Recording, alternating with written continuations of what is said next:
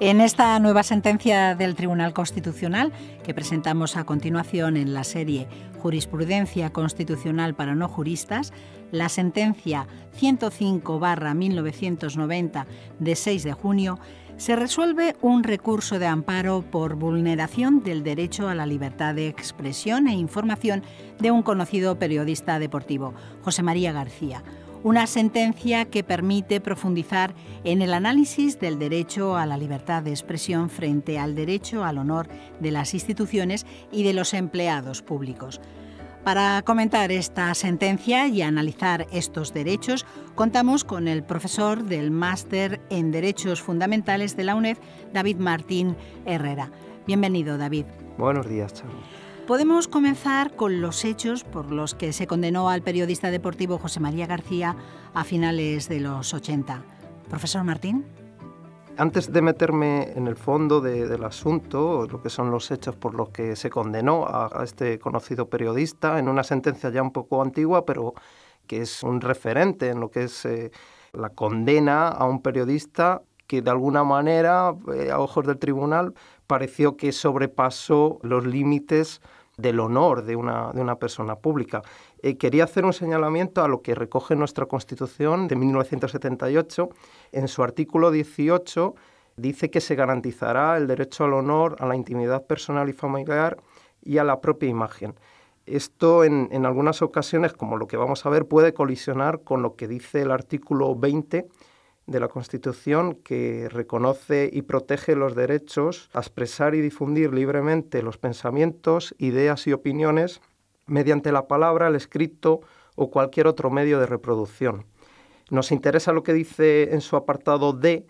que recoge el derecho a comunicar o recibir libremente información veraz por cualquier medio de difusión. Y lo que dice especialmente en el apartado 20.2 respecto a que no se puede restringir de ninguna manera lo que es la difusión de contenidos, o sea que está prohibida la censura previa. Digamos, este apartado es especialmente importante y para lo que es la sentencia que vamos a ver, lo que recoge en el apartado 20.d, a comunicar o recibir libremente una información veraz. O sea, lo que es el término veraz, vamos a verlo a continuación. Y ya entrando de lleno en lo que es esta sentencia de 1990, repito, que ya ha pasado unos pocos años, vamos a intentar situarnos en lo que es los hechos. O sea que este conocido periodista, consecuencia de un escenario que está continuamente en los medios de comunicación, un escenario típico del tejido político español, el conocido periodista de radio denunció a través de las ondas el cobro improcedente de diversas dietas, sin que realizara desplazamiento alguno el entonces presidente de la Asociación Española de Fútbol y que a su vez era diputado de las Cortes de Aragón, el señor José Luis Roca Millán. Por iniciativa del Ministerio Fiscal, una vez emitido esta denuncia a través de la radio, el periodista fue denunciado por desacato calumnioso a las Cortes de Aragón y a su diputado, José Luis Roca Millán. Inicialmente se archivó la querella en primera instancia, consecuencia de que la Fiscalía apeló ante la Audiencia Provincial. Se volvió a celebrar el juicio por el que fue absuelto, siendo al final el periodista condenado en nueva apelación ante la Audiencia Provincial a una pena de 2 meses y 1 día de multa por esta audiencia. Una condena que puede parecer de alguna manera benévola, pero que significa mucho para lo que es la libertad de información, porque de alguna manera estaban censurando a posteriori lo que la propia Constitución prohíbe en su artículo, recordemos, 20.2. En amparo por vulneración de su derecho a la libertad de información del artículo 20.1d, alegó que a través de la denuncia pública se había limitado a cumplir con su deber de informador, obrando así en el cumplimiento de un deber establecido por el entonces artículo 8.11 del Código Penal. ¿Y entonces qué actuaciones emprendió en su defensa el periodista José María García? En la acusación particular de José Luis Roca Millán, alegó que el proceso no trataba del derecho a la libertad de información del artículo 20.1d, sino el propio a la libertad de expresión del artículo 20.1a, y que en el supuesto de que el periodista se acogiera al aspecto veritatis, debería de ser él el que probara su veracidad. Respecto a esto, acertadamente la defensa de José María García, promovida por Jiménez de Parga, invocó el asunto que veremos a posteriori, New York Times versus Sullivan, y el del Tribunal Europeo de Derechos Humanos, Lingens versus Austria,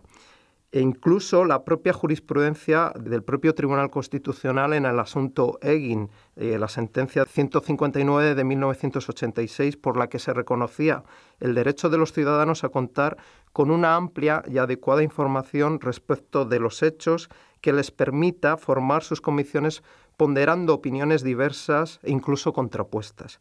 La Fiscalía, por su parte, admitió que aunque la crítica a un personaje público es en principio lícita y un derecho del demandante como profesional de la prensa,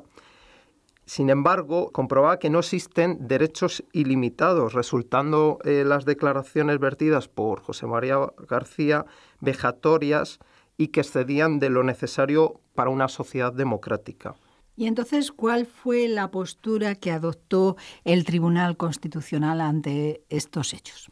De su propia jurisprudencia, el Tribunal Constitucional advierte que la amplitud de los hechos del artículo 20 deben de diferenciarse si se trata de libertad de expresión en el sentido de la emisión de juicios de valor, de la libertad de información con respecto a manifestaciones de hechos, disponiendo la primera de un campo de acción delimitado únicamente, textualmente, por la ausencia de expresiones indudablemente injuriosas sin relación con las ideas u opiniones que se expongan y que resulten innecesariamente para la exposición de las mismas. Campo de acción que se amplía aún más en el supuesto de que el ejercicio de la libertad de expresión afecte al ámbito de la libertad ideológica. Destaca además el Tribunal Constitucional que la protección constitucional de la libertad de expresión opera con su máxima eficacia cuando el derecho a la libertad de expresión e información versan sobre materias que contribuyen a la formación de una opinión pública libre como garantía del pluralismo democrático. Estos razonamientos se contrastan cuando de forma reflexiva utiliza el Tribunal Constitucional una fórmula poco clara para introducir lo que sería la jurisprudencia del Tribunal Europeo de Derechos Humanos del asunto Castells, que también trataremos a continuación, y por la que la libertad de información se refuerza aún más cuando se refiere a personalidades públicas, que optando libremente a ello, deben de soportar un riesgo de lesión de sus derechos, delimitándose esa protección para cuestiones de información de conductas privadas de las personas ausentes de relevancia pública. Textualmente, en su razonamiento, el Tribunal Constitucional dice: la protección constitucional de la libertad de expresión se reduce si ésta no se refiere a personalidades públicas, que al haber optado libremente por tal condición deben de soportar un cierto riesgo de una lesión de sus derechos de la personalidad. Acomete, por otra parte, el Tribunal Constitucional lo que antes hemos incidido de la cuestión de la veracidad de la información, afirmando que la Constitución protege en el mencionado artículo 20.1d el derecho a comunicar libremente información veraz y haciendo uso de la jurisprudencia comparada, identificando que ésta no está exenta de protección cuando la información es errónea o no está probada. Y la encaja en la jurisprudencia española con la figura de que para obtener protección constitucional el informador debe de comprobar la veracidad de los hechos que se exponen mediante las oportunas averiguaciones y empleando la diligencia exigible a un profesional. Exige así el tribunal que previamente a la difusión del mensaje se debería de indagar en lo que los contenidos del mismo proceden, de al menos de una fuente fiable y contrastable. Pero de otra forma admite que es inevitable que se emitan informaciones finalmente erróneas en un debate libre, como podría ser, por ejemplo, de forma tal que se impusiera la verdad como condición previa para el reconocimiento de esa protección. La única garantía que existiría sería la del silencio. Informa de que una información veraz en el sentido del artículo 20.1d significa que la información debe ser comprobada excluyendo aquella inventada, los rumores o las meras insidias. En el caso de autos que estamos ahora mismo intentando ver, del señor García, este divulgó una información que revestía ciertamente de un interés público, porque estábamos hablando de un caso de presunta corrupción de un diputado de las Cortes Autonómicas. Y los contenidos de la propia información que finalmente se demostró que era cierta, por la que el diputado había cobrado unas dietas de forma irregular, el periodista pudo contrastar que su fuente de información procedía de los datos del padrón municipal. O sea, que pudo contrastar que este diputado estaba cobrando unas dietas diciendo que vivía en un determinado municipio y se desplazaba a Zaragoza cuando realmente estaba empadronado en Zaragoza. O sea, que no existía una real malicia, que este término procede de la jurisprudencia estadounidense, en la denigración de este personaje público. Por lo tanto, la información estaba alejada de lo que es la difamación de este personaje público y era cierta. Por lo que hasta aquí, evidentemente, cualquier oyente puede decir que entonces el desacato calumnioso por el que se le acusó a José María García decaería de la propia jurisprudencia del Tribunal Constitucional. Pero parece ser que la voluntad del tribunal no quería mostrarse permisiva con la concesión de un amparo en base al derecho a la libertad de información de un periodista, pese a la alta relevancia de la información, de corrupción del político. Pese a estos hechos, el Tribunal Constitucional perseveró apuntando que la crítica de una conducta que se estima comprobada de un personaje público puede ciertamente resultar penosa para éste, pero en un sistema inspirado en los valores democráticos, la sujeción a esta crítica es parte inseparable de todo cargo de relevancia pública. En este contexto es claro que se trata de evaluaciones de una actuación concreta y no de meros insultos o descalificaciones de su función pública, dictadas por un ánimo vejatorio o la enemistad pura y simple. Pues con estos razonamientos el Tribunal Constitucional daría suelto a José María García. Eso es lo que he tratado de exponer previamente, que decaería la propia argumentación que el Tribunal Constitucional hace sobre esa denuncia por un presunto delito de corrupción, decaería propiamente dicha en la condena anterior. Pero el tribunal se muestra de reacio a conceder este amparo y de alguna forma desplaza de la sentencia final los resultados de su análisis de contenidos del discurso que dieron lugar a la condena inicial, incluyendo una nueva cuestión hasta ahora no vista, que es realizar una acción interpretativa extensiva del fondo del asunto y en contrario restrictiva de lo que es el derecho a la libertad de información, más allá de los hechos inicialmente sentenciados por la Audiencia Provincial de Zaragoza. Así, el Tribunal Constitucional, a propuesta de la Fiscalía, desplazó el discurso del periodista al tipo delictivo del entonces vigente artículo 244 del Código Penal, que castigaba a los que hallándose enfrente de un ministro o una autoridad en el ejercicio de sus funciones o con ocasión de estas, los calumniasen, injuriasen, insultasen o amenazasen de hecho o de palabra. Y pese a que José María García vertiera una denuncia tan necesaria como textualmente dijo que el señor Roca en definitiva le ha robado al pueblo de Zaragoza 219.000 pesetas, que vendrían a ser ahora unos 1.300 euros. El propio Tribunal Constitucional retiró el amparo constitucional que resultaba necesario para esas declaraciones por otras subjetivamente vejatorias y objetivamente alejadas del interés público con respecto a la imagen física y cualidades del diputado.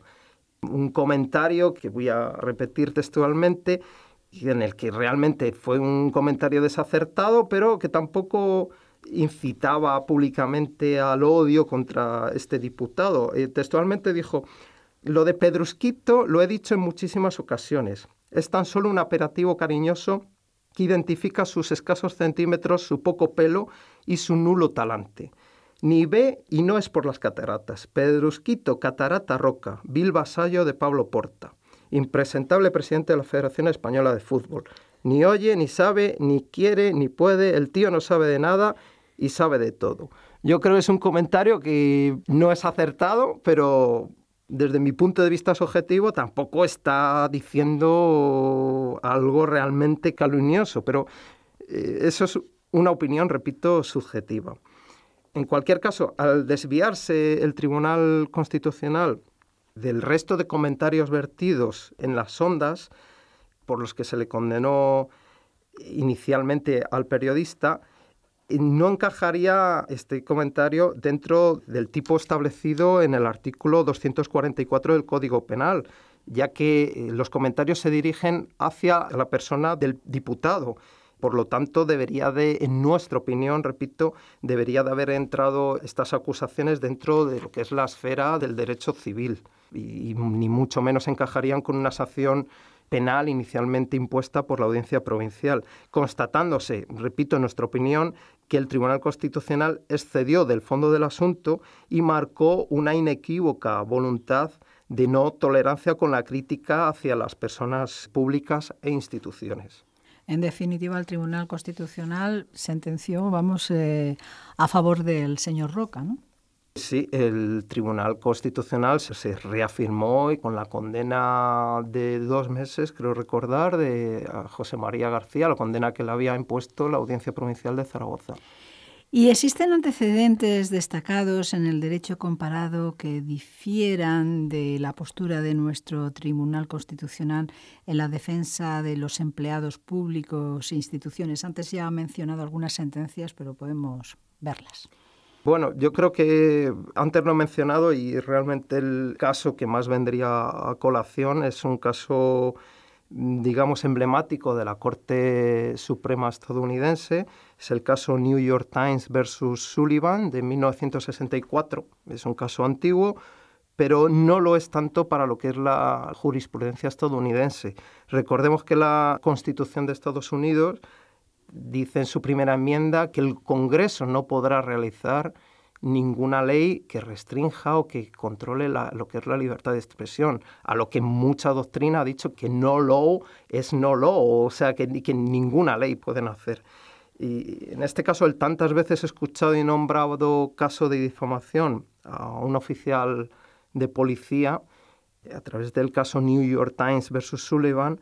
además de ser una de las más importantes decisiones de la historia de la primera enmienda y un triunfo de los derechos civiles e igualdad racial, es un ejemplo práctico de cómo puede llegar a invertirse la aplicación de la norma en contra de las minorías. A través de esta sentencia, la Corte Suprema estadounidense consideró que un asunto en el que se condenaba a varias personas por difamar a un oficial de policía resultaba contrario a los antecedentes que expresan un profundo compromiso nacional con el principio según el cual el debate de los asuntos públicos debería de ser desinhibido, robusto y ampliamente abierto, y que debería incluir ataques vehementes, cáusticos y algunas veces desagradablemente agudos sobre los funcionarios públicos y el gobierno. Es conocido también por conceder demasiada amplitud a la libertad de expresión, lo que es la doctrina estadounidense.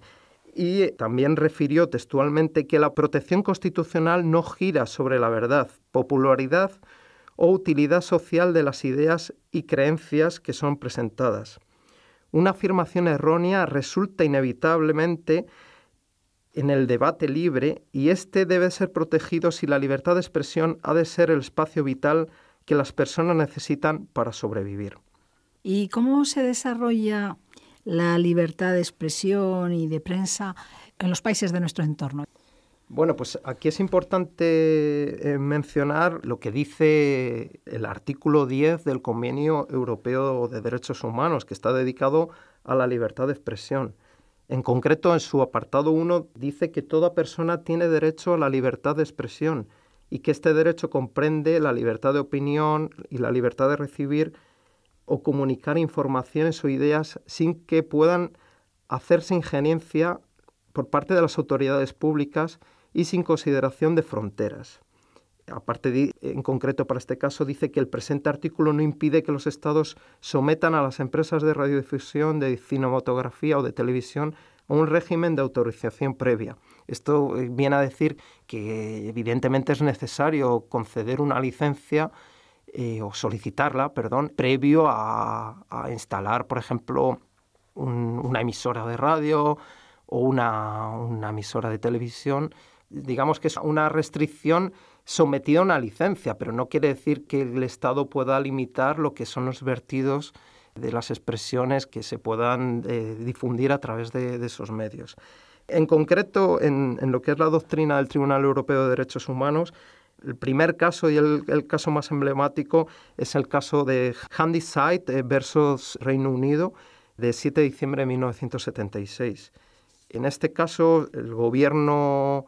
del Reino Unido condenó la publicación del libro titulado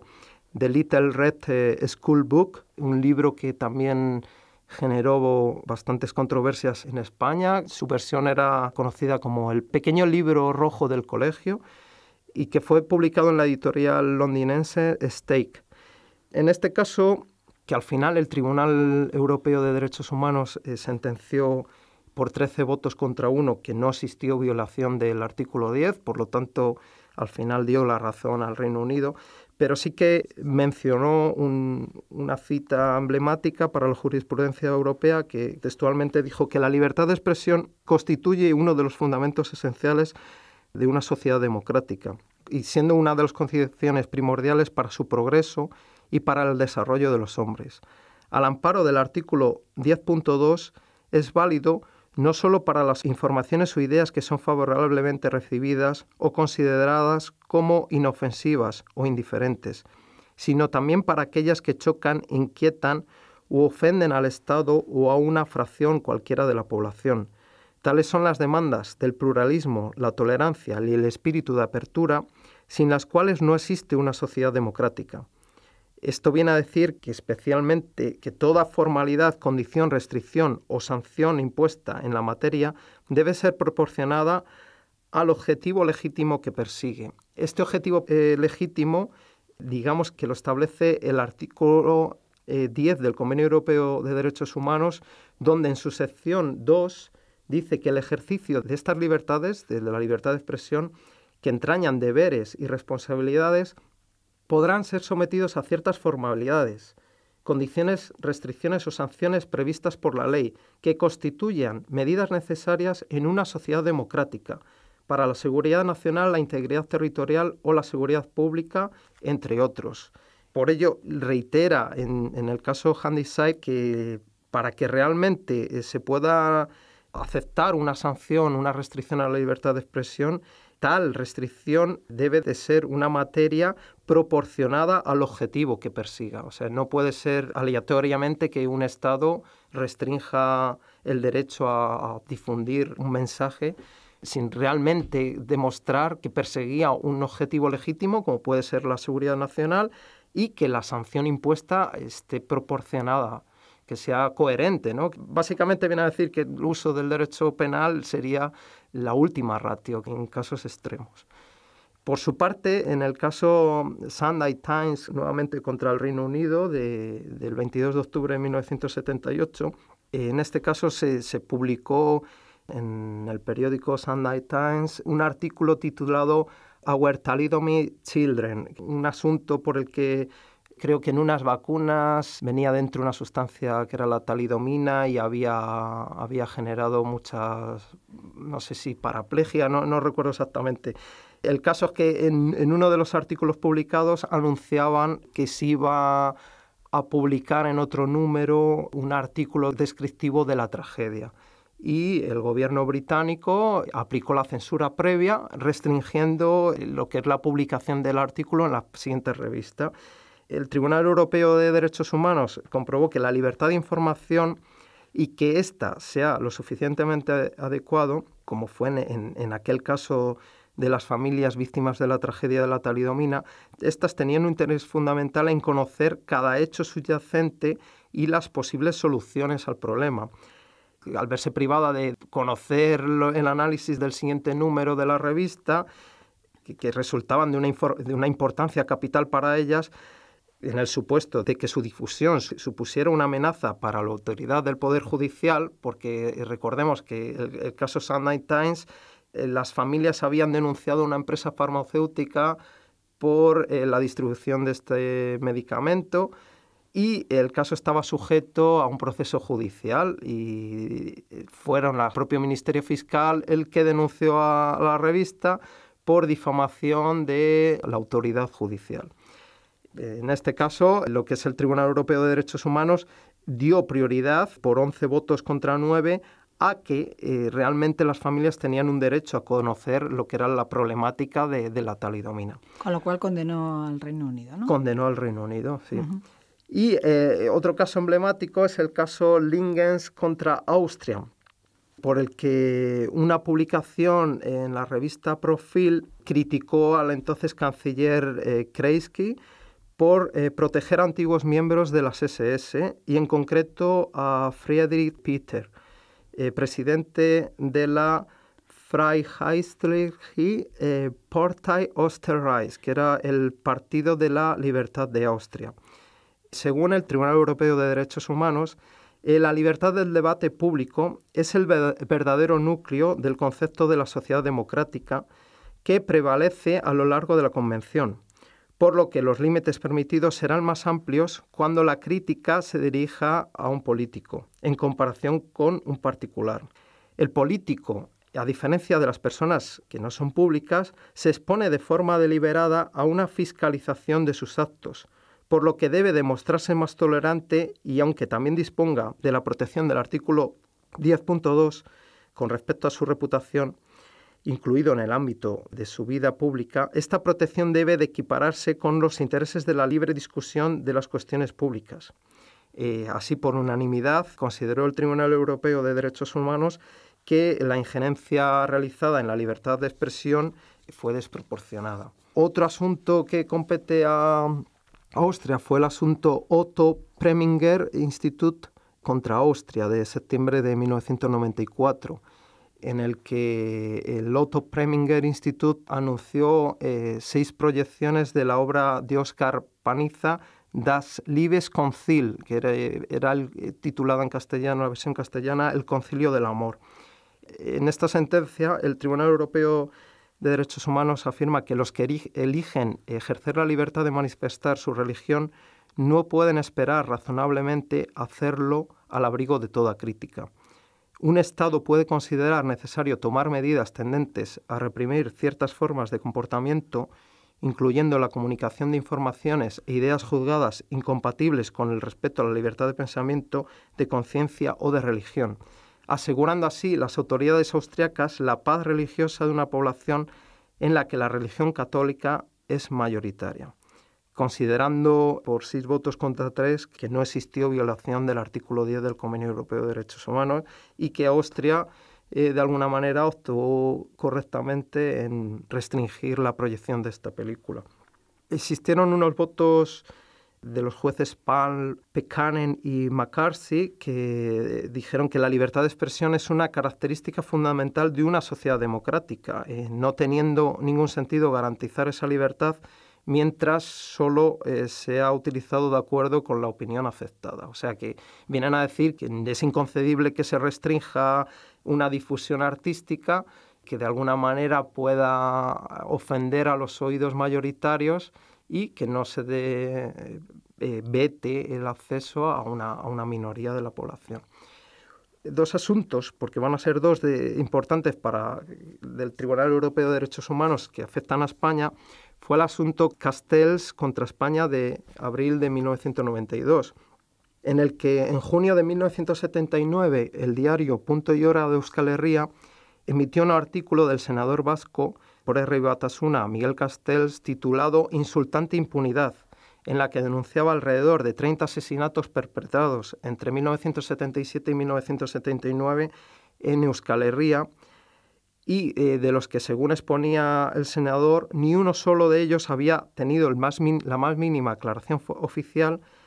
afirmando que detrás de estas acciones solo podría estar el gobierno, el partido del gobierno y sus efectivos.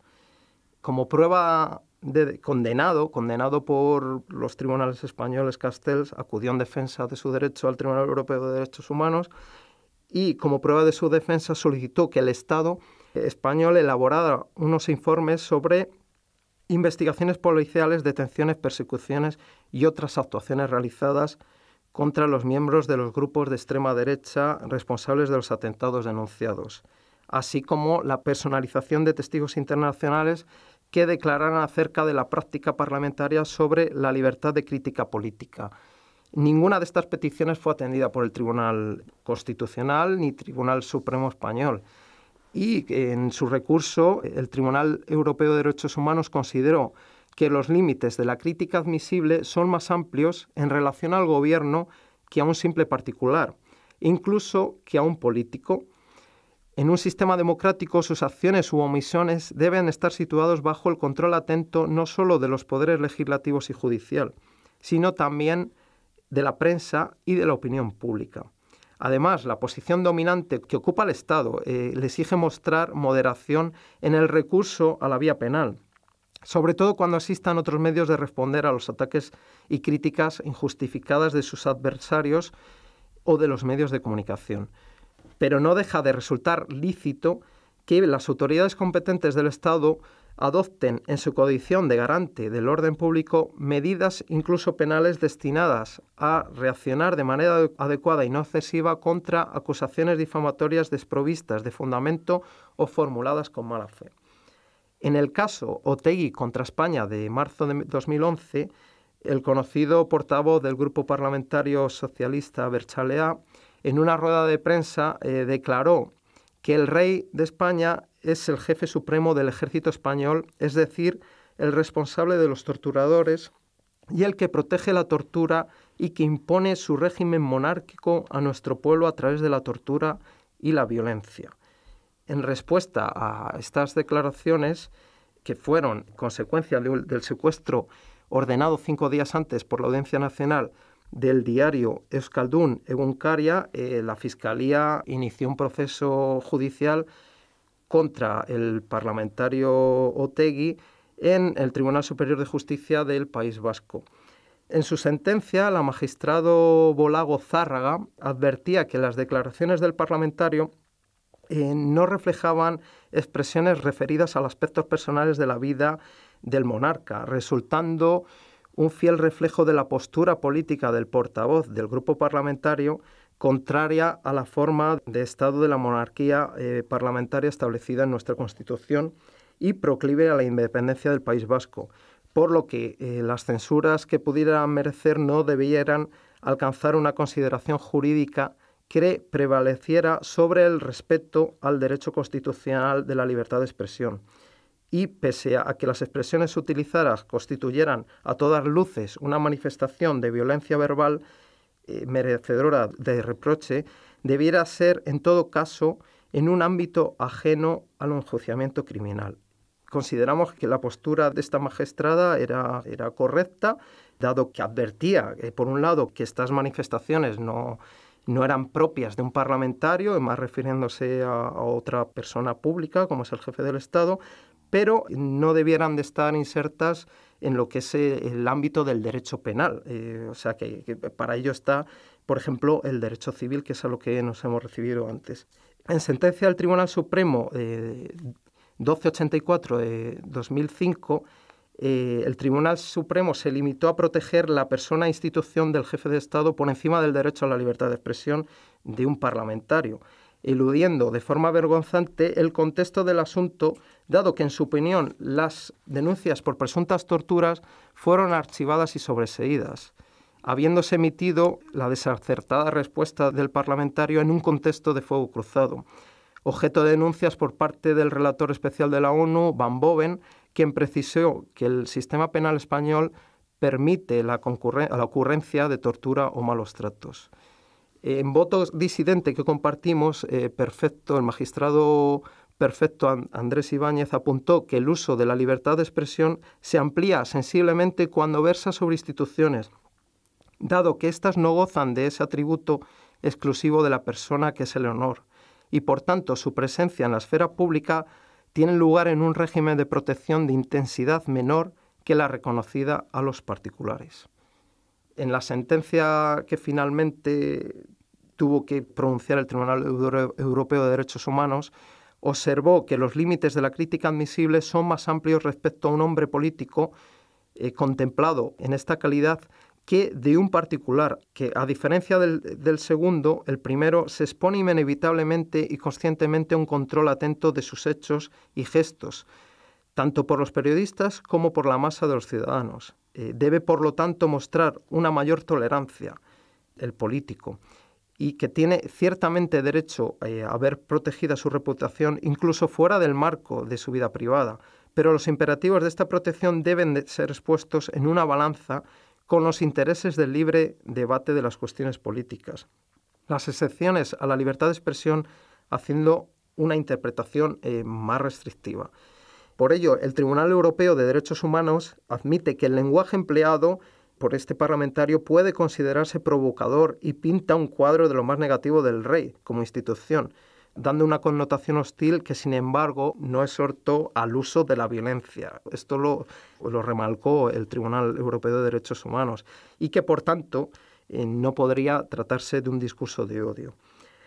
dado que al entrar dentro de la esfera de las comunicaciones orales privó al parlamentario de la posibilidad de que éstas pudieran ser reformuladas o incluso retirarlas antes de su publicación. En este sentido, me gustaría remarcar que no es lo mismo un discurso oral como podemos tener ahora mismo a través de la radio que realmente un discurso escrito difundido a través de un ensayo en el que ha habido tiempo para meditar las ideas, que algo que se vierte así en un coloquio. Y esto es un mensaje que el Tribunal Europeo de Derechos Humanos nos remarca.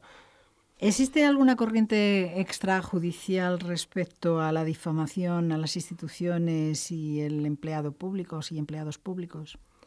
Hay unas pautas importantes del Comité de Ministros del Consejo de Europa que en febrero de 2004 advertían que algunos sistemas jurídicos internos permanecen concediendo privilegios a las figuras políticas, como puede ser el nuestro, en contra de la difusión de información y opiniones que traten de ellos en los medios de comunicación, no resultando así compatible con el derecho a la libertad de expresión e información del artículo 10 del Convenio Europeo. El Estado, el Gobierno y cualquier otra institución legislativa o judicial deben estar sujetos a la crítica en los medios, porque debido a su posición dominante, estas instituciones no deben de estar protegidas por el derecho penal contra insultos o difamaciones. Esto es lo que decía el Comité de Ministros del Consejo de Europa. Por otro lado, en octubre de 2007, la Asamblea Parlamentaria del Consejo de Europa advertía e invitaba, sobre todo a los Estados, a suprimir sin tardanza las penas de encarcelamiento por difamación, garantizar la no utilización abusiva de las diligencias penales en torno a la difamación, rechazando la legislación relativa a la difamación y cualquier protección reforzada de las personalidades públicas. Estas iniciativas, sin embargo, no parecen ser suficientes para que el Estado español siga incumpliendo su deber de garantizar el derecho a la libertad de expresión y abstenerse de utilizar el derecho penal. A través de sentencia de la Audiencia Nacional 16-2013, de marzo de 2013, el magistrado Vázquez Honrubia condenó al excoronel Amadeo Martínez Inglés por divulgar en un medio digital de difusión limitada, como es el medio Canarias Digital, afirmaciones como que Franco fue el tercer dictador más sanguinario de Europa o que el entonces jefe de Estado traicionó a la nación española al pactar en 1975 con el Departamento de Estado norteamericano la entrega vergonzante a Marruecos de la totalidad de la antigua provincia española del Sáhara Occidental, entre otras expresiones más desacertadas y que no podemos compartir por sus contenidos, pero que de ninguna manera, ninguna de ellas incitaba a la violencia, al uso de la violencia, y que consideramos que no debieron de formar parte del proceso penal. Eso sí, podrían haber formado parte de una demanda civil para defender el honor de esta personalidad, eludiendo así el magistrado Honrubia la propia jurisprudencia del Tribunal Europeo de Derechos Humanos del caso Otegi o las propias, líneas que el Consejo de Europa había establecido. Además, recientemente se ha condenado a otra periodista conocida, Nuria Roca, por llamar choriza a la afamada por sus malversaciones urbanísticas exalcaldesa de Alicante, por unas declaraciones en las que la propia alcaldesa había sido imputada diversamente en varias ocasiones por su atracción por lo público a través de cuestiones urbanísticas. Consideramos sin duda improcedente por el altísimo interés público de lo denunciado y sobre todo en una sociedad democrática que sin duda demuestra la falta de formación de algunos cuadros de nuestra judicatura en lo que es el respecto a la información, al derecho a la libertad de expresión. O peor aún, la condena a prisión por los vertidos, el contenido de la expresión artística de un artista de rap que por hacer uso de su derecho a la libertad de expresión artística, la Audiencia Nacional condenó en sentencia 1319-2014 al rapero Hassel por un delito de apología del terrorismo, pues simplemente por las letras de sus canciones. Sin lugar a dudas, consideramos que una sentencia del todo innecesaria en una sociedad democrática en la que cada día decenas de películas, decenas de anuncios y comentarios hacen de la guerra y la violencia, lamentablemente, el Padre Nuestro del siglo XXI. Pues el profesor David Martínez Herrera, profesor del Máster en Derechos Fundamentales de la UNED, nos ha hablado de la sentencia del Tribunal Constitucional 105/1990 del 6 de junio y de la libertad de expresión en relación también con las instituciones y los empleados públicos. Muchísimas gracias. Gracias a vosotros.